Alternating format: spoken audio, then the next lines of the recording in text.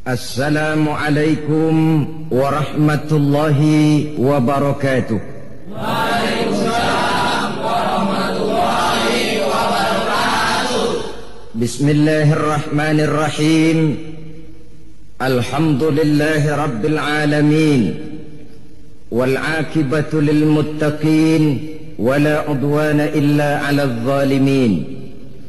Wassalatu wassalamu ala ashrafil anbiya'i wal mursalin, imamil muttaqin, sayyidil ghurril muhajjalin, wa ala alihi wa ashabihil mujahidin at-tahirin, amma ba'du. Saudara-saudara kaum muslimin rahimakumullah, setiap kita di dalam kehidupan ini mempunyai apa yang disebut kewajiban dan mempunyai apa yang dinamakan hak. Keduanya selalu berjalan seiring, di mana yang satu tidak bisa dipisahkan dengan yang lain. Hanyalah jikalau kita sudah melaksanakan satu kewajiban, maka kita berhak untuk menuntut hak. Dan hanyalah jikalau kita mau menuntut suatu hak, tidak lain oleh karena kita merasa sudah melaksanakan kewajiban itu. Yang satu bisa menimbulkan yang lain, tapi yang satu tidak bisa dipisahkan dengan yang lain. Orang yang lebih menitik beratkan kepada melaksanakan kewajiban dengan tidak begitu mengiraukan haknya, maka ini adalah kalau tidak orang bijaksana, mungkin orang tertindas. Sebaliknya, orang yang lebih mendahulukan haknya dengan melupakan kewajibannya, maka ini dinamakan orang tidak tahu diri. Sedangkan orang yang menuntut haknya sesuai dengan kewajiban yang dilaksanakannya, maka inilah orang yang adil. Pada satu sisi, kita misalnya mempunyai hak untuk bersuara, mempunyai hak untuk mengemukakan pendapat, mempunyai hak untuk berserikat dan berkumpul. Tapi pada sisi lain, kita juga mempunyai kewajiban untuk menjaga kemaslahatan bersama, ketenangan, keamanan, dan ketertiban. Apabila yang satu sudah lebih berat dari yang lain, maka dampak negatifnya segera akan timbul.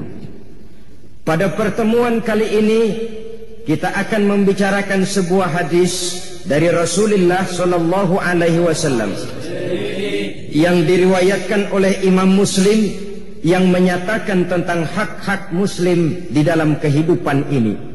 Beliau bersabda, hakul muslimi alal muslimi sittun. Hak seorang muslim terhadap muslim lainnya ada 6 perkara. Kita tentu maklum, hak harus kita berikan, kewajiban harus kita laksanakan. Hak seorang muslim atas seorang muslim dalam kehidupan ini ada 6 perkara. Pertama, iza laqitahu fasallim alaihi. Apabila engkau bertemu dengan dia muslim, fasallim alaihi, maka kewajibanmu adalah memberikan salam kepadanya. Mengucapkan salam merupakan kewajiban dan merupakan hak bagi saudara kita muslim. Saudara-saudara kaum muslimin rahimakumullah, ternyata ucapan salam dalam kehidupan beragama bukan cuma merupakan soal etis keagamaan, bukan cuma soal adab dan akhlak apabila kita bertemu dengan seorang muslim, tapi lebih daripada itu merupakan hak yang harus kita berikan. Sehingga mengucapkan salam hukumnya adalah wajib, sedangkan menjawab salam hukumnya adalah sunnah saja. Saudara-saudara, mari kita dekati persoalannya lebih jauh. Seorang muslim apabila bertemu dengan muslim lainnya, dia wajib mengucapkan salam yang lengkapnya, Assalamualaikum warahmatullahi wabarakatuh.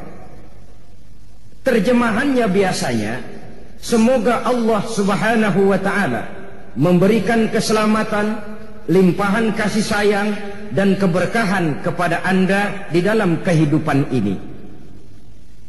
Keselamatan, kasih sayang, dan keberkahan adalah 3 hal yang menjadi tujuan yang selalu dicari-cari oleh setiap pribadi muslim di dalam kehidupan ini. Dari segi etika, ini merupakan tuntunan yang sangat baik. Mendoakan orang muslim yang kita temui, pertama dengan doa keselamatan. Assalamualaikum, semoga keselamatan senantiasa berada pada diri Anda.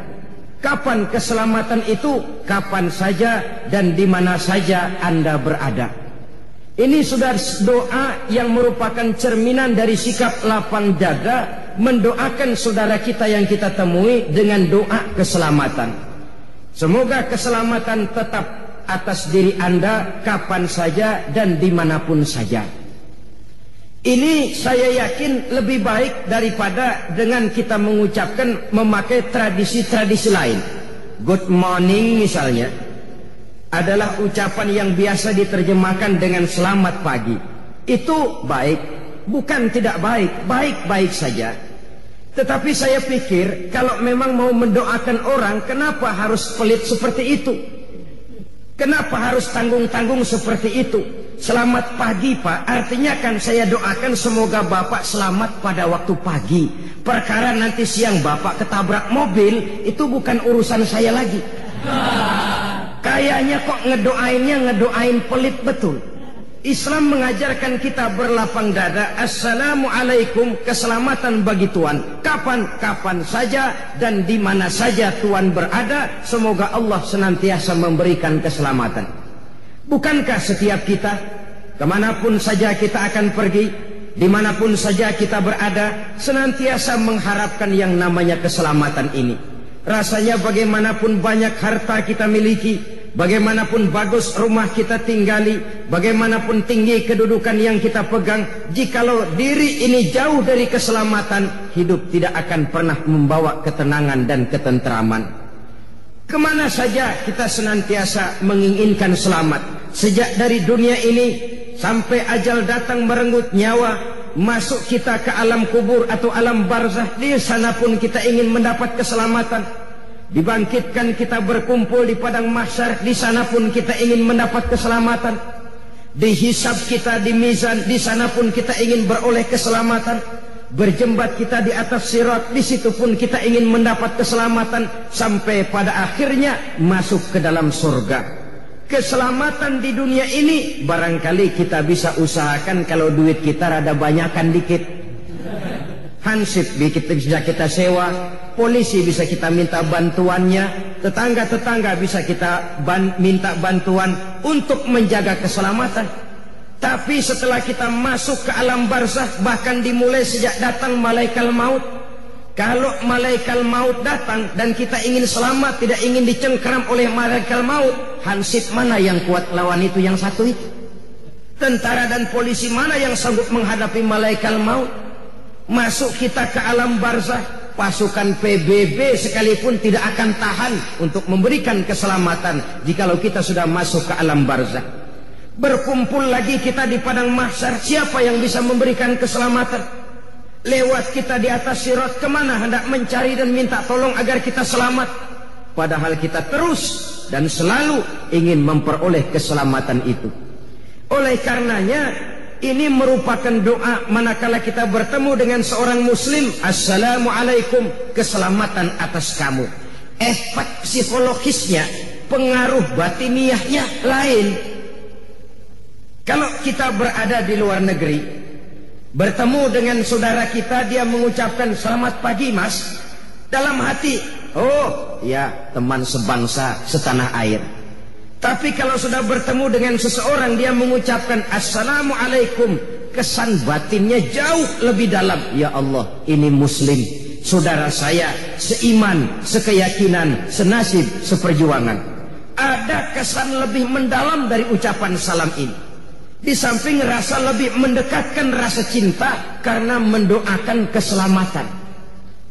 Maka pantas kalau Nabi sangat menganjurkan kita menebarkan salam. Beliau bersabda, ya ayyuhan nas ufsus salam wasilul arham wa sallu bil laili wan nasu niyam tadkhulul jannata bis salam. Wahai manusia, ufsus salam, tebarkanlah salam. Kemanapun saja kamu berada, berikan salam kepada saudaramu muslim. Jangan menunggu karena kita lebih tua. Kan gua tuaan, pengen tahu kalau dia kagak ngucapin salam duluan, gua diem aja dah. Kata Nabi, dua orang muslim apabila bertemu, yang terbaik adalah yang lebih dulu mengucapkan salam. Jadi bukan soal tuaan mudaan, yang terbaik di antara dua orang muslim apabila bertemu, yang lebih dulu mengucapkan salam. Demikian penting menebarkan salam ini. Nabi katakan ufsus salam, tebarkan salam di antara kamu. Kalau kita ambil pengertian harfiahnya, menebarkan salam artinya gemar mengucapkan assalamualaikum kepada saudara kita muslim yang kita temui. Dalam pengertian hakikinya, menebarkan salam artinya hidup senantiasa menebarkan perdamaian, ketenangan, keamanan, kemaslahatan di tengah masyarakat. Pantang seorang muslim jadi biang kerok di tengah masyarakatnya. Kemanapun dia pergi, dia selalu menebarkan kedamaian, ketenangan, keamanan, dan tidak menjadi biang kerok bagi lingkungannya. Sehingga kalau dia ada, orang gembira. Kalau dia tidak ada, orang cari. Kalau dia bersedih, kalau dia pergi, orang pun bersedih. Sebaliknya, yang namanya mental kerok, kalau dia ada, orang susah. Di mana aja kalau dia ada, orang susah. Ada dia, kacau dah nih, kacau dah. Di mana saja kalau dia ada, mesti yang timbul kekacauan. Kalau dia nggak ada, orang girang. Kalau dia pergi, orang malah gembira. Kalau dia mati, nggak ada yang meneteskan air mata, malah orang bersyukur. Itu tanda di antara tanda-tanda kerok, menebarkan kedamaian. Saudara-saudara, sampai-sampai dikatakan mencuri salam itu bagus. Ya, di antara mencuri, yang bagus adalah mencuri salam. Ini jangan salah paham. Dulu ada santri ngajinya ngantuk. Kata kiainya, anak-anak mencuri salam itu bagus. Karena ngaji sambil ngantuk salah dengar. Dia dengar mencuri ayam bagus. Sudah pulang habis ayam tetangga. Ketika ditangkap, kenapa kamu mencuri ayam? Kata kiai, mencuri ayam itu bagus. Bukan kiainya ngajarin mencuri ayam bagus, ngajinya ngantuk. Maksud mencuri salam itu bagaimana? Misalnya kita sedang lewat, ada orang mau bertamu ke rumah yang kita lewati itu. Di depan pintu dia mengucapkan assalamualaikum. Kita sambil lewat menjawab waalaikumsalam. Tanpa setahu dia, itu namanya mencuri salam. Dan di antara mencuri, yang bagus cuman mencuri salam. Saudara-saudara kaum muslimin rahimakumullah. Pesan Nabi yang pertama tadi, ufsus salam, tebarkan salam. Yang kedua, wasilul arham, bersilaturahmi di antara kamu. Yang ketiga, wasallu bil laili wan nasu niyam, dan sembayanglah di keheningan malam pada waktu manusia sedang tidur. Kalau tiga ini kamu laksanakan, tadkhulul jannata bisalam, kamu akan masuk surga dengan aman, kamu akan masuk surga dengan selamat. Syaratnya tiga tadi itu. Pertama, ufsus salam, tebarkan salam, tebarkan kedamaian dan ketenangan di tengah masyarakat. Yang kedua, ikat tali silaturahmi. Yang ketiga, bangun di keheningan malam pada saat orang lain sedang tidur. Ini bangun tengah malam sembahyang pada saat orang lain tidur berat, saudara-saudara. Kita kadang-kadang pengen juga sih nyobain. Niat ntar malam nih bangun mau sembahyang malam, setel beker. Begitu jam 2 beker bunyi kerining, kaget kita bangun, duduk. Bukan ke wudu, bukan ngambil air wudu, bukan sembahyang, duduk matiin beker, pules lagi. Ini memang sesuatu yang sangat berat, tetapi inilah yang harus kita laksanakan. Kalau kita ingin, kata Nabi, tadkhulul jannata bisalam, masuk surga dengan aman dan dengan selamat. Saya kembali kepada masalah pokok. doa kita yang pertama yang merupakan hak saudara kita muslim dan kewajiban kita sebagai muslim, mendoakan saudara kita untuk mendapat keselamatan. Tidak ada hasud, tidak ada iri, tidak ada dengki hati. Kemanapun saudara kita akan pergi, dengan tulus kita mengucapkan Assalamualaikum, semoga Allah senantiasa memberikan limpahan keselamatan kepada kamu bersemua. Ini luar biasa, lebih daripada sekadar etika kehidupan beragama. Dia merupakan hak dan merupakan kewajiban yang seiring, di mana yang satu saya katakan tadi tidak bisa dipisahkan dengan lainnya. Lalu yang kedua, warahmatullah, semoga kamu selalu mendapat limpahan kasih sayang dari Allah. Rahmah biasa diartikan dengan kasih sayang. Kasih sayang, dua kalimat menjadi satu, menjadi kata majemuk, kasih dan sayang. Apa bedanya sih? Saudara-saudara, setiap kita ingin dikasih oleh Allah dan ingin disayang oleh Allah. Perbedaannya apa? Orang yang dikasih belum tentu disayang, tapi orang yang disayang biasanya selalu dikasih. Kalau tidak dikasih, tentu ada pertimbangan lain untuk kepentingan orang yang dikasihi itu. Kalau soal pengasih, Allah Maha Pengasih, semua saja dikasih oleh Allah itu.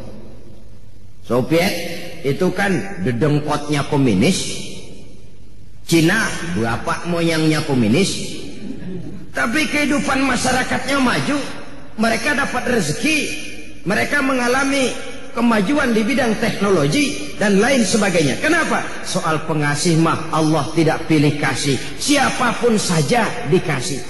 Orang mau sujud atau tidak, orang mau bersyukur atau tidak, orang mau puasa atau tidak, bahkan orang mau beriman atau tidak, kalau soal dikasih, semuanya dikasih. Tapi yang dikasihkan belum tentu disayang. Bahwa komunis dapat rezeki, ya. Bahwa orang-orang kafir banyak yang hidupnya kaya, memang mereka semuanya dikasih, tapi dikasih belum tentu disayang. Nah, orang yang rajin sujud, orang yang melaksanakan puasa di bulan Ramadan, orang yang dekat dengan Allah, mereka dikasihi, disayangi oleh Allah Subhanahu wa ta'ala. Kalau disayang oleh Allah, tentu dikasih. Kalau tidak dikasih, ada pertimbangan lain untuk kepentingan orang yang dikasihi itu. Contoh, anak kita umur 5 tahun, kita sayang benar kepadanya. Satu hari dia datang, Pak, minta duit 100.000. Anak umur 5 tahun minta duit 100.000, paling kita kasih 100 perak. Kenapa? Umurnya baru 5 tahun. Apa artinya uang 100.000 kalau jatuh di tangan anak berumur 5 tahun? Makin dewasa dia akan semakin besar pemberian kita. Kenapa? Pada saat itu pemberian kita sudah bisa dipertanggungjawabkan. Begitulah kita dalam pandangan Allah. Kalau minta rezeki, belum pernah saya dengar ada orang Islam minta rezeki, ya Allah berikanlah saya rezeki dikit aja ya Allah. Belum pernah. Kalau sudah minta rezeki mesti luas, banyak, halal. Tapi kadang-kadang kita udah pegal nungguin, belum juga datang tuh rezeki. Pikir-pikir gue kan rajin banget sembahyang, apa rezeki seret banget, gue perek lagi apa sembahyang. Saudara-saudara kaum muslimin rahimakumullah, ada pertimbangan lain untuk kemaslahatan kita. Allah toh senantiasa memberikan yang terbaik untuk kita. Cuma kita saja yang tidak tahu rahasia di belakang itu. Adalah di zaman dahulu, menurut satu dongeng, seorang pemuda tampan, gagah, menarik, tapi sayang matanya buta. Dia mengeluh, Tuhan, apa dosa saya? Sejak terlahir ke alam ini, saya tidak bisa menyaksikan keindahan alam. Bila sang surya terbit di kaki langit sebelah timur, sementara kokok ayam di kandang dan kicau murai di dahan menambah semaraknya suasana pagi. saya tidak bisa menyaksikan keindahan yang demikian itu. Dan bila sang surya terbenam di ufuk sebelah barat, sementara Lazuardi merah meronai kaki langit, saya pun tidak bisa menyaksikan kesyahduan itu. Apa dosa dan salah saya, Tuhan? Kenapa saya dilahirkan dalam keadaan buta? Satu hari desa tempat anak muda buta itu tinggal diserbu oleh orang-orang Baduy, orang-orang Badiah pegunungan. Beberapa pemuda diculik, termasuk anak muda yang buta itu, dibawa ke pegunungan oleh suku yang masih primitif ini. Dan suku yang primitif ini yang menculik para pemuda tadi adalah kanibal, kanibalis, orang-orang yang suka makan daging manusia. Pemuda-pemuda ini rencananya akan disajikan menjadi makanan raja, semacam kepala suku lah. Maka supaya dagingnya lezat, gemuk, ini para pemuda dirawat baik-baik, diberikan tempat tidur yang bagus, pakaian yang bagus, makanan yang serba cukup, menu yang lengkap, gizi yang komplit. Pokoknya sejak ditangkap itu pemuda makan enak, kerjanya cuma makan tidur, makan tidur. Supaya apa? Supaya gemuk, nanti di buburnya, di sopnya kan legit. Sudah sampai pada waktunya, pemuda itu seorang demi seorang disembelih, dimakan, disantap oleh raja. Sampai kepada giliran pemuda yang buta ini dihadapkan kepada tuan raja, kepala sukunya. Kata yang menghadap, lapor, bos, sekarang giliran dia nih yang mau kita sop. Raja ngelihat, yang begini, iya, buta. Sop orang buta mah saya nggak doyan, kata raja. Udah cari yang lain, lepas nih atuh nih. Bisa ketulangan saya makan yang begini. Udah bawa saja, lepaskan dia. Anak muda yang buta ini dilepaskan, diperintahkan kembali ke kampung halamannya.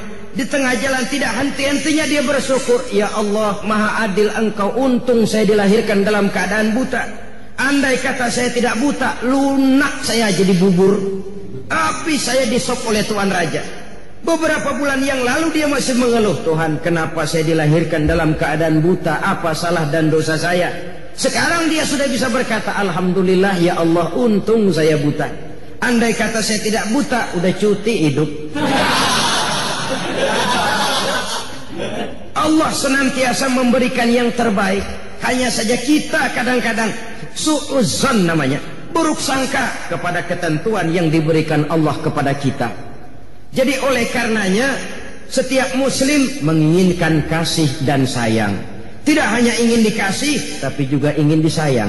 Tidak hanya ingin disayang, tapi juga dikasih. Andai kata tidak dikasih, kita tetap husnuzon alias baik sangka kepada Allah Subhanahu wa ta'ala. Itu doa yang kedua. Setelah keselamatan, kasih sayang.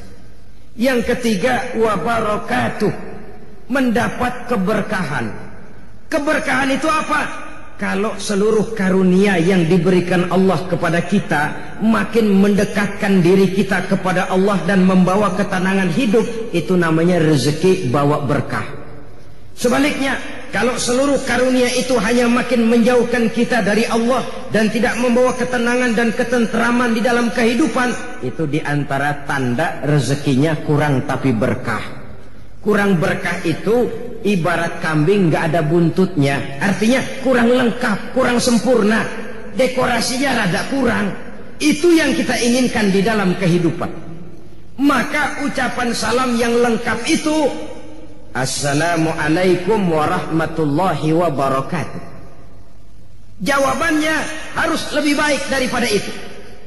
Kata Allah dalam Al-Quran, فَإِذَا حُيِّتُمْ فَحَيُّوا بِأَحْسَنَ مِنْهَا أَوْ رُدُّهَا. Apabila kamu diberikan satu salam, jawablah dengan yang lebih baik dari salam yang diucapkannya, atau setidaknya sama dengan yang diucapkannya. Kalau dia cuma mengucapkan Assalamualaikum, kita kalau ingin lebih baik, Waalaikumsalam warahmah, Waalaikumsalam warahmatullah. Lebih baik dia cuma salam, kita sampai kepada rahmatullah. Kalau dia Assalamualaikum warahmatullah, kita lebih baik Assalamualaikum warahmatullah wabarakatuh. Kalau dia Assalamualaikum warahmatullah wabarakatuh, kita ingin menjadi yang lebih baik Waalaikumsalam warahmatullahi wabarakatuh waridwanu, dan selanjutnya. Kita kan kadang-kadang pelit benar. Orang benar-benar ngucapin salam Assalamualaikum warahmatullahi wabarakatuh, kita sembari ngempet nama lam.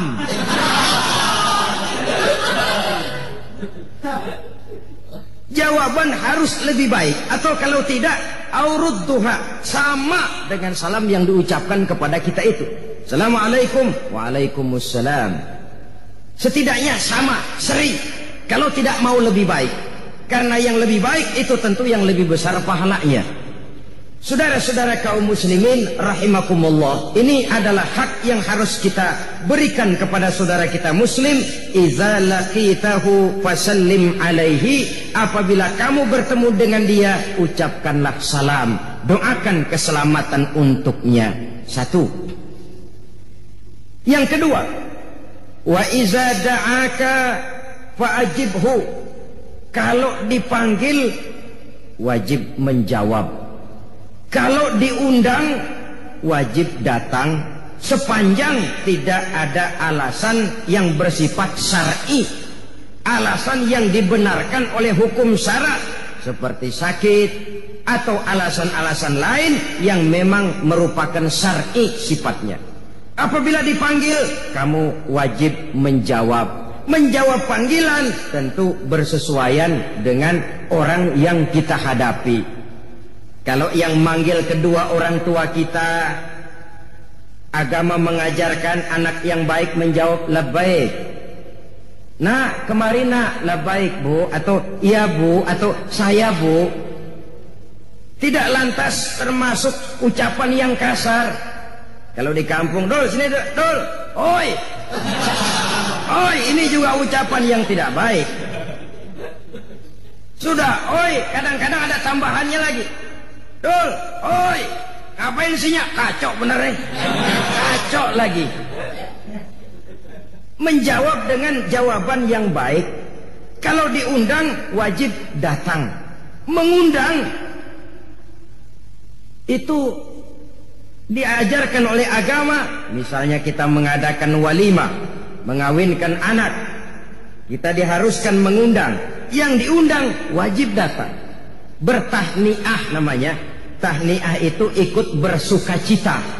Kalau takziah ikut berduka cita. Jadi kalau kita ngelawat, istilah kita di kampung, mendatangi orang meninggal, itu namanya takziah, ikut berduka cita. Tapi kalau kita datang kepada satu resepsi perkawinan, itu disebut tahniah, ikut bersuka cita. Saya ikut bertahniah, artinya ikut bersuka cita.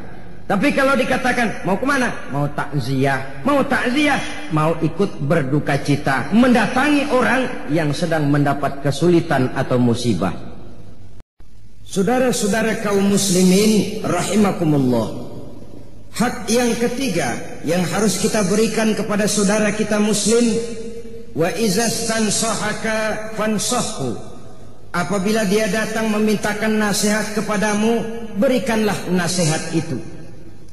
Ini merupakan hak, sebab agama mengajarkan tawasau bil haq wa tawasau bis sabr. Hendaklah kamu saling nasihat menasihati di dalam kebenaran, dan hendaklah kamu saling nasihat menasihati dengan cara yang sabar. Menasihati atau memberikan nasihat kepada sesama saudara kita muslim merupakan hak yang harus kita berikan. Saudara-saudara, soal nasihat adalah merupakan mutiara yang tidak perlu kita tolak. Terimalah mutiara dari manapun datangnya. Sehingga Sayyidina Umar ibn al-Khattab radhiyallahu an selalu dan tidak pernah segan-segan meminta pendapat dan nasihat dari orang yang kelihatannya paling kere sekalipun. Beliau tidak ragu-ragu untuk bertanya. Kadang-kadang bertemu seseorang, beliau panggil, mas, coba sebentar, kamu, menurut kamu apa yang tidak baik pada diri saya? Menurut kamu apa yang tidak baik pada diri saya? Kadang-kadang beliau bertanya, apakah kamu melihat pada diri saya ada tanda-tanda orang kafir? Kalau diberitahu, beliau bukan main gembiranya, lalu berusaha memperbaikinya. Kita jangankan jangankan meminta diberitahu, orang lain memberitahu kadang-kadang marahan kita. Ngapa jadi gua lu bilangin? Lamaan juga gua jadi orang sama lu. Udah kenyang makan asam garam, lu sunat gua yang mangkuk.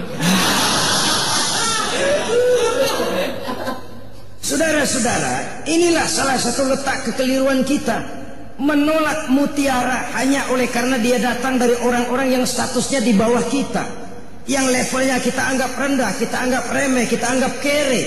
Padahal agama mengajarkan khuzil hikmata wa la yadurruka min ayyi wi'ain kharajat. Ambillah hikmah, ambillah mutiara, jangan peduli dari manapun saja datangnya. Sikap objektif, walaupun itu diucapkan oleh seorang budak yang hitam legam, kalau memang merupakan satu kebenaran harus kita ambil. Dan lebih daripada itu, setiap kita dalam menghadapi persoalan pada waktu tertentu ketika menimpa diri kita, kita buntu, kita perlu nasihat, kita perlu pandangan, kita perlu saran dari orang lain. Sama juga orang kelilipan matanya. Kalau orang lain kelilipan, gampang benar kita tiupin. Tapi giliran kita kelilipan, bukankah kita perlu orang lain untuk niupin mata kita? Seperti juga tukang cukur. Pada saat rambut orang lain panjang, dia bisa betul dan ahli sangat menatanya. Tapi giliran rambut dia sendiri yang panjang, dia perlu bantuan orang lain untuk merapikannya. Begitulah kehidupan ini. Kita kadang-kadang dalam hidup berbentur dengan banyak problema, berbentur dengan berbagai macam persoalan, sejak menyangkut masalah anak, istri, lingkungan keluarga, masalah ekonomi, masalah usaha, bidang pekerjaan, kegiatan sehari-hari, masalah organisasi, dan lain sebagainya. Kadang-kadang kalau untuk orang lain kita bisa bicara, tapi kalau sudah berhadapan dengan persoalan diri sendiri, kita sering buntu. Dikala itulah kita perlu nasihat, saran, pandangan dari teman sejawat, seiring, dari orang lain sesama muslim. Dan teman yang baik itu khairul ashabi mayyadulluka alal khair. Teman yang paling baik yang selalu menunjuki kamu kepada kebaikan. Menunjuki kebaikan walaupun dia sendiri barangkali bukan orang yang baik, tapi dia bisa menyelamatkan orang lain. Dia sendiri tukang mabuk umpamanya, tapi ketika temannya teler, lo jangan teler, lo jangan dah, jangan. Lalu sendiri kemarin gua mah gua, lo jangan lo. Ya dia sendiri begitu, tapi paling tidak dia bisa masing-masing mau menyelamatkan orang lain. Ini masih lebih baik daripada sudah nggak bisa nyelamatin orang lain, ngebon lagi, ngebon mau mabuk nyambat. Saudara hadirin yang saya hormati, wa izas tansohaka fansohu, apabila dimintakan kamu nasihat, berikan dia nasihat. Bukankah nasihat ini juga merupakan satu hal yang kita perlukan dalam kehidupan? Walaupun nasihat perbuatan lebih tajam akibatnya daripada nasihat ucapan. Nasihat berupa perbuatan. Kita dalam hidup ini selalu dapat nasihat. Ada nasihat yang datang dari luar diri kita. Apa yang datang dari luar diri kita? Semua yang kita lihat, semua yang kita saksikan, segala yang kita dengar. Kalau mau kita mengadakan analisa, itu kan nasihat. Oh, si Ano itu begitu-begitu, akibatnya kok begitu ya? Nasihat. Si Fulan itu masa mudanya begitu-begitu, di hari tuanya kok begitu? Nasihat. Yang kita baca, yang kita dengar, yang kita lihat, yang kita saksikan dalam hidup ini, seluruhnya bisa menjadi nasihat. Atau nasihat yang timbul dari dalam diri kita sendiri. Kulit mulai keriput, uban mulai bertabur, gigi permisi atu-atu. Saudara-saudara kaum muslimin rahimakumullah, ini juga merupakan nasihat. Wa man nu'ammirhu nunakkisu fil khalqi afala ta'qilun. Siapa yang kami panjangkan umurnya, kami kurangkan bentuk kejadiannya, Apakah tidak mereka memikirkan problema itu? Tidakkah mereka melihat gejala itu? Dipanjangkan umur, dikurangi nikmat. Tidak ada orang makin tua makin cantik. Tidak ada orang makin tua telinganya makin tajam, matanya makin awas. Tidak, segalanya nunakishu fil khalqi. Kami kurangi dan kami kurangi. Kalau di kala remajanya orang berbisik dia dengar. Di hari-hari mendekati tuanya, bahkan di hari tuanya kita teriak di kupingnya masih mendelik.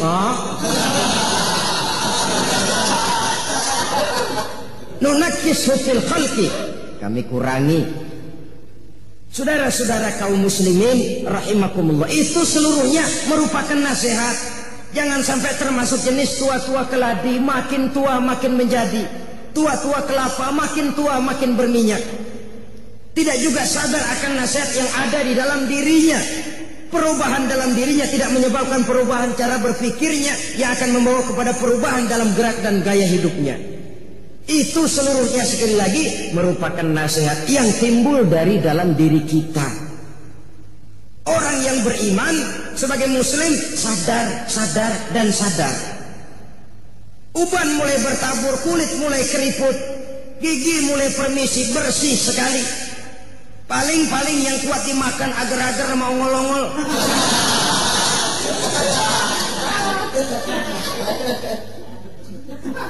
Bukankah itu merupakan satu nasihat pertanda bahwa kereta akan segera berangkat? Fluid sudah ditiup. Sementara dari cerobong asap mulai mengepul, kereta sudah akan segera berangkat. Kalau pada saat kereta berangkat kita masih saja berdiri di luar gerbong, pada saat kereta mau berangkat, pada saat ajal mau datang kita masih hidup di luar agama, kita akan ketinggalan kereta. Akibatnya sudah bisa dibayangkan, kita akan tersesat, terlantar. Orang lain sampai ke tujuan, kita masih bengong nungguin kereta, padahal kereta sudah berangkat, kita yang tertinggal. Alangkah malangnya orang-orang yang tidak mau sadar bahwa fluid sudah berbunyi, bahwa asap sudah mengepul dari cerobong kereta, pertanda kereta akan segera berangkat. Dia masih tenang-tenang saja berdiri di luar gerbong. Umurnya makin tua tapi dia makin tidak mau dekat dengan agama, berdiri di luar gerbong. Itu yang saya maksud. Sampai dikala ajal datang juga dalam keadaan su'ul khatimah, jelek di penghujungnya.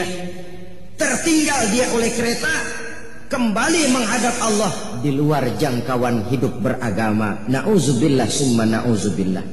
Maka saling nasihat menasehati hendaknya di dalam kebenaran, jangan di dalam kebatilan. Kalau mau rusak, jangan merusak. Rusaklah sendiri. Tapi kalau mau jadi orang baik, harus memperbaiki. Rusak tapi masih mau memperbaiki, lebih baik daripada sudah rusak, merusak lagi. Tidak mau memperbaiki. Nasihat menasihati di dalam kebaikan dan di dalam kebenaran dengan cara yang sabar. Jangan nasihatin juga tapi urusan yang munkar. Kalau mau bongkar rumah dia jangan jam 11, dia masih melek. Oh nasihatin nih jam 2 dah. Itu nasihat juga, tapi urusan yang munkar. Nasihat menasihati di dalam kebenaran dan dengan cara yang sabar. Demikian yang ketiga. Yang keempat, saudara-saudara, hak muslim itu wa iza atisha fahamidallaha fasammithu. Apabila dia bersin, bangkis, lalu dia memuji Allah, fasammithu, balaslah pujiannya dengan ucapan yarhamukallah. Lebih dari sekedar etika saya katakan tadi, ini juga doa. Kenapa? Bersin tanda di antara orang sehat, ya.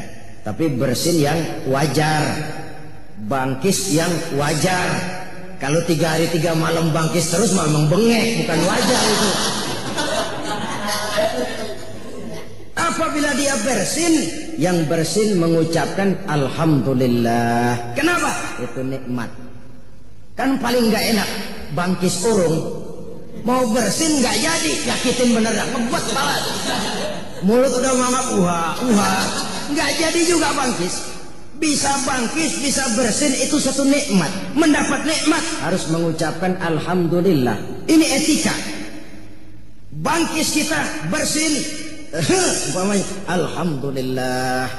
Itu saudara kita. Kita sebagai muslim memberikan haknya. Apa yang kita ucapkan? Fasammithu yarhamukallah, kata kita. Allah mengasihani kamu. Allah mengasihanimu. Dengan memberikan kesehatan kamu bisa bersin. Bersin itu nikmat. Allah mengasihanimu, maka kamu bisa bersin. Saudara,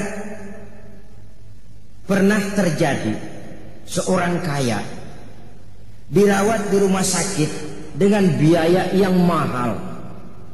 Operasi besar sampai memakan biaya tidak kurang 3 juta rupiah. Kenapa? Cuma soalnya satu saja. Tidak bisa buang angin. Perutnya sakit, rasanya gembung, buang angin tidak bisa. Operasi 3 juta biayanya. Harga buang angin 3 juta kalau mau tahu. Cuma ngebelain supaya bisa buang angin 3 juta. Bisa buang angin itu merupakan satu saluran untuk menghilangkan penyakit yang ada di dalam perut. Harganya kalau harus operasi besar 3 juta, saudara-saudara. Termasuk bangkis ini, bersin. Sebagai muslim kalau kita yang bangkis, bersin, kita mengucapkan alhamdulillah. Kita yang mendengar yarhamukallah. Lalu si yang bangkis kembali mendoakan yahdi bikumullahu wa yuslihu balakum. Alangkah indahnya agama ini. Sampai undang-undang bangkis ada. Ya. Bukan cuma undang-undang bagaimana jual beli, sewa menyewa, pinjam meminjam, berumah tangga, bertetangga.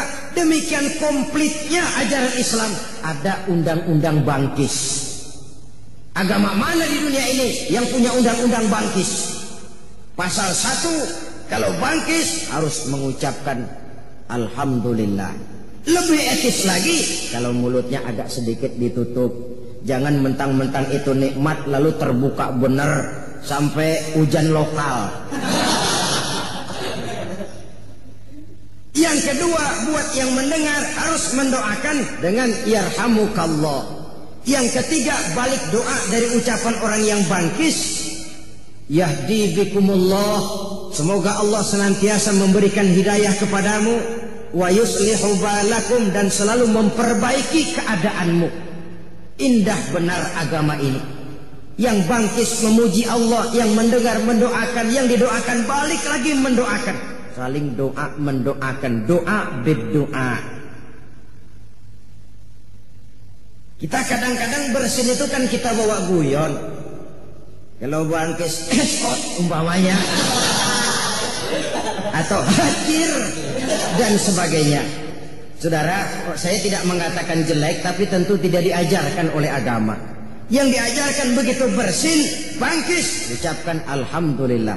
Yang mendengar, yarhamukallah. Balik doakan, yahdi bikumullahu wa yuslihu balakum. Semoga Allah memberikan petunjuknya kepadamu dan memperbaiki keadaanmu. Kelihatannya remeh, masalahnya kecil. Tapi kalau yang kecil kita anggap kecil lalu tidak kita amalkan, bagaimana kita akan terdorong melaksanakan yang lebih besar lagi? Bukankah berangkat dari sini kita berarti menghidupkan tradisi agama dalam kehidupan sehari-hari? Saya selalu mengingatkan, mentradisikan agama, mengagamakan tradisi tidak baik, tapi mentradisikan agama itu yang baik. Marilah mentradisikan agama, jangan mengagamakan tradisi. Mentradisikan agama artinya menjadikan agama sebagai pakaian, sebagai kebiasaan dalam kehidupan kita sehari-hari. Sejak kita mau tidur, sampai kita bangun dari tidur, sampai kita menuju kamar mandi atau masuk ke WC, sampai kita berpakaian, sampai kita berdiri di muka cermin. Islam mengajarkan kok itu. Berdiri kita di depan kaca, liatin potongan kita. Oh, begini potongan gue ya. Apa yang kita ucapkan? Allahumma kama hassanta khalqi fahassin khuluqi. Wahai Allah, sebagaimana telah engkau baguskan kejadian saya, engkau baguskan potongan saya, baguskan juga kiranya akhlak saya. Jangan cuma potongan saya yang baik ya Allah, akhlak saya juga mohon dijadikan baik. Karena bagaimanapun berantakannya potongan kita, manusia makhluk yang paling baik ketimbang makhluk-makhluk Allah lainnya. Keluar kita dari rumah, bismillahi tawakkaltu 'alallah, melangkah dimulai dengan kaki kanan, mentradisikan ajaran agama. Bertemu kita teman, assalamualaikum, mentradisikan agama. Bersin kita, alhamdulillah, mentradisikan agama. Jangan mengagamakan tradisi. Yang tradisi kita anggap sebagai agama, lalu kita pegang teguh, padahal cuma sekedar satu tradisi saja. Baiklah ya, ini yang keempat. Yang kelima, saudara, hak seorang muslim, wa iza maridho fa'udhu, apabila dia sakit, jenguk. Apabila dia sakit, tengokin. Ini hak yang sakit dan kewajiban kita yang hidup. Biasanya orang mah bagaimana kita? Kalau kita tidak mau menghormati orang, jangan harap orang akan mau menghormati kita. Kalau kita tidak bisa menghargai pendapat orang lain, jangan mimpi orang lain akan mau menghargai pendapat kita. Kalau kita tidak mau pada suatu saat dipimpin, jangan berharap pada suatu saat kita akan bisa memimpin. Biasanya orang mah bagaimana kita. Nah, anak-anak kita biasanya bagaimana kita. Sehingga pepatah bilang, ma fil aba fil abna, bagaimana orang tua kadang-kadang begitu anaknya. Artinya orang kampung kita bilang kacang nggak buang lanjaran. Pepatah Belanda bilang buah apel jatuhnya tidak terlalu jauh dari pohonnya. Buah apel jatuhnya tidak terlalu jauh dari pohonnya. Rasanya tidak mungkin buah apelnya di Jakarta jatuhnya tuh buah di Bogor, tidak mungkin. Suatu hal yang mustahil. Buah apel jatuhnya tidak terlalu jauh dari pohonnya. Artinya kelakuan anak-anak biasanya nggak terlalu jauh dari bagaimana orang tuanya. Bagaimana sikap orang lain kepada kita, bergantung sikap kita kepada orang lain itu. Karena itu dalam Islam bukan saja yang muda harus menghormati yang tua, tapi juga yang tua harus sayang kepada yang muda. Nah, kalau yang muda nggak mau sayang, kalau yang tua nggak mau sayang kepada yang muda, jangan heran yang muda juga nggak mau ngormatin yang tua. Kenapa? Seri. Orang makan bagaimana kita. Saya ulangi ini. Dalam Islam bukan cuma yang muda wajib menghormati yang tua, tapi yang tua pun harus menyayangi yang muda. Kalau yang tua tidak sanggup mau menyayangi yang muda, jangan berharap yang muda lalu mau menghormati yang tua. Keduanya memang berkaitan. Begitulah dalam kehidupan ini, kalau kita ada teman sakit, rajin nengokin, maka insya Allah pada suatu saat jika kita kena musibah, jika kita yang sakit, teman juga rasanya merasa kehilangan. Si Fulan kemana? Sakit. Sakit apa? Ayo tengokin. Berangkat. Tapi kalau kita sendiri malas. Si Fulan kemana? Sakit. Udah lama? 3 minggu. Keadaannya bagaimana? Ya enggak, tapi payah sih. Biarin dah, masih lamaan deh hidup. Biarin dah. Saudara, nengokin orang sakit tentu dengan etika. Ini namanya termasuk takziah nih. Nengokin orang sakit, takziah. Ikut berduka cita. Ikut merasakan beban penderitaannya. Kalau tahniah, bersuka cita, kita kondangan ke resepsi, biasanya bawa kado, bawa hadiah. Ikhlas karena Allah, tidak karena mengharapkan dia nanti bakal, kalau kita punya hajat bakal ngasih seperti kita ngasih. Tidak. Maka kita bertakziah ini, nengokin orang sakit, yang penting kita datang saja nengokin, itu sudah merupakan sugesti. Ya Allah, dia nggak lupa kok sama gue. Ya Allah, dia ingat kok. Datangnya saja sudah merupakan obat. Terlepas dari apapun yang dia bawa, karena memang orang sakit kan nggak boleh makan bebas. Kita kadang-kadang terbalik, giliran dia seger, nggak pernah kita ngasih makanan. Mantak dia sakit, apa aja kita tawarin. Lu mau makan anggur? Apel. Giliran lidahnya pahit, dadakan apaan aja ditawarin. Waktu dia sehat, apa kata kue simpring diumpannya. Baru kita tawarin makanan enak, giliran dia sakit. Ya tapi itu toh baik. Hanya saja alangkah idealnya dalam keadaan sehat, dimana walaupun makanan enak, tapi kalau kagak enak makan buat apa? Lebih baik enak makan walaupun makanannya sederhana. Enak makan sama makan enak lain, saudara. Makan enak, makanannya yang enak. Enak makan, ya memang lagi kemaruk kalau orang kampung bilang. Yang enak yang mana? Yang dua-duanya enak makan, makanannya enak. Nah itu nyetel tuh. Emang lagi enak makan, makanannya enak lagi, nggak nyisa dah. Sebaliknya enak makan, makanannya sederhana, masih habis juga, lumayan. Makanannya enak, tapi nggak enak makan, sakit deh tuh. Buat apa banyak makanan enak kalau kita nggak enak makan? Kita emang cerdik sih, giliran orang nggak enak makan, apaan aja kita tawarin. Lu sakit ya, emang pengen makan apa? Cempedak, duren. Giliran dia ampek, bengek, apa aja ditawarin. Saudara-saudara kaum muslimin rahimakumullah, kedatangan kita sudah merupakan sugesti. Belum lagi doa. Sakit apa? Oh, mudah-mudahan cepat sembuh, ini penyakit ringan kok. Insya Allah 2-3 hari lagi sudah keluar dari rumah sakit ini. Walaupun jenis penyakitnya berbahaya umpamanya, tapi ucapan itu sudah memberikan sugesti, dorongan untuk sembuh. Dan sugesti itu sudah separuh daripada obat zohir. Walaupun penyakitnya bahaya, jangan nengokin orang sakit, jujur. Sakit apa? Ini nih perut gatal. Oh emang teman saya kemarin begini nih, mati.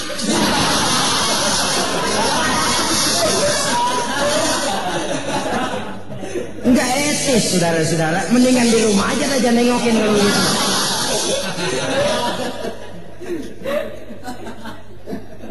Omongan yang enak saja itu sudah merupakan satu doa yang tersendiri, yang merupakan sugesti bagi kesembuhan orang yang sakit.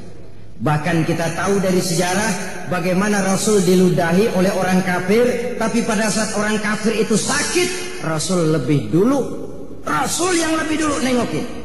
Bukan Abu Jahal, bukan Abu Lahab, sehingga orang kafir tadi tersentuh hatinya, insaf dan sadar akan kejelekan perangainya, masuk Islam di hadapan Rasul. Cuma oleh karena pada waktu dia sakit ditengoki oleh Rasulullah Shallallahu Alaihi Wasallam. Pengaruhnya, saudara-saudara, kalau kita lagi ngawinin anak, yang datang gampang kita lupa. Kenapa? Kita dalam suasana gembira. Tapi kalau kita lagi sakit, semua yang datang kita ingat benar. Kita ingat terbayang satu demi satu. Orang yang mengingat kita dikala kita sedang mendapat kesulitan akan jauh lebih kita ingat daripada orang yang menghubungi kita pada waktu kita dalam keadaan senang. Kenapa? Dalam kondisi senang kita tidak begitu banyak berpikir macam-macam.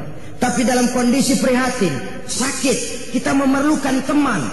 Mereka datang, itu yang kita ingat benar. Sehingga kesannya lalu tertanam dengan dalam di lubuk sanubari kita.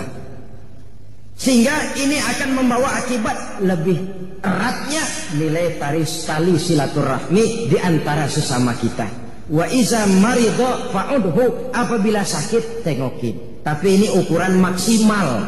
Yang saya maksud maksimal, jangan nengokin teman giliran dia sakit saja. Ini maksimal. Maksud maksimal, kalau teman sakit sampai nggak nengokin, emang kebangetan dah. Itu maksimal. Artinya apa? Bersilaturahmi, kunjung mengunjungi, tidak cuma pada waktu teman sakit, tapi merupakan satu keharusan di dalam kehidupan kita. Jangan sampai menunggu teman sakit. Kapan sih lo mau main ke rumah gue? Ntar deh ya kalau lo sakit. Ya tentu tidak mungkin seperti ini, saudara-saudara. Kita adalah makhluk sosial, makhluk yang hidup bermasyarakat. Setiap kita perlu kepada yang lain. Bahkan hidup akan terasa nikmat karena banyaknya orang lain di sekeliling kita. Tidak seorang pun di antara kita yang mampu menutupi kebutuhan hidupnya secara sendiri. Jadi oleh karenanya, teman dengan teman itu harus saling memerlukan. Mudah memang mencari teman di meja makan, kata nyanyian itu. Mudah memang mencari teman yang bisa diajak tertawa. Mudah memang mencari teman yang bisa diajak senyum. Sampai penyair Arab Syauqi mengatakan, in zada mali kullun nasi fulani wa in qalla mali fala khillun yusahibuni. Kalau duit saya lagi banyak, siapa aja mau nemenin saya. Kalau kita lagi basah, siapa aja datang. Kalau kita lagi banyak rezeki, siapa saja ngakut saudara. Yang kita nggak kenal, ketemu baru tumben manggil encing. Ketemu baru itu encing kita dipanggil. Giliran kita lagi basah, tapi lagi kering, paceklik, bangkrut, bangpak, lalar, gak nemplok. Lalar sekarang ngati juga orang berduit. Saudara hadirin, ma'asyiral muslimin rahimakumullah. Wa iza maridha fa'udhu. Apabila sakit, tengokin. Lebih-lebih kalau dia kondisinya miskin. Jangan kalau yang sakit kaya, rame-rame. Kalau perlu charter bis, nengokin ke rumah saya. Kenapa? Yang sakit bos. Tapi giliran yang sakit kere, yang nengokin atu. Kalau nggak pakai bajai ngetuk, rame banget dah. Terbalik saudara-saudara. Iya, bos perlu ditengokin, tapi yang posisinya lebih susah dari kita, lebih perlu kita tengokin. Nengoknya kita sudah merupakan obat bagi dia. Yang keenam, yang terakhir, hak seorang muslim, wa iza mata fattabi'hu. Apabila dia mati, iringi jenazahnya. Kata Nabi, apabila kita datang nengokin orang meninggal, takziah, kemudian ikut nyembayangin, kemudian ikut ngantar ke kubur, maka dia akan mendapat pahala yang berat timbangannya 2 kali Jabal Uhud. Jabal Uhud satu bukit besar di Saudi sana, timbangannya 2 kali Jabal Uhud. Saudara-saudara kaum muslimin rahimakumullah, sejak takziah, ngikut nyembayangin, mengantar jenazah ke kubur, sampai selesai upacara penguburannya, diberikan pahala dengan timbangan seberat 2 kali Jabal Uhud. Sesuatu yang sangat luar biasa. Takziah, dia yang sudah meninggal memang tidak lagi bisa melihat kita secara zahir, tapi dia tahu, karena orang Islam mati bukan mati kayu, mati yang selesai lalu selesai begitu saja. Tidak. Karena itu mari kita jadikan satu kebiasaan, membantu keluarga yang mendapat musibah dan kesulitan menurut yang kita mampu. Takziah dengan adab, malam keluarga yang ditinggal kita tunggui dengan omongan nasihat yang baik, mentradisikan agama, membaca ayat-ayat suci Al-Quran, menghibur hati yang masih hidup, dan mengiringi yang sudah wafat dengan iringan doa. Sehingga dengan demikian baik hubungan kita kepada yang masih hidup, dan baik juga hubungan kita kepada yang sudah meninggal. Inilah yang kita bicarakan pada pertemuan ini, agak singkat barangkali, namun mudah-mudahan ada manfaatnya. Terima kasih atas segala perhatian, mohon maaf atas segala kekurangan. Usikum wa nafsi bitaqwallah. Wassalamualaikum warahmatullahi wabarakatuh.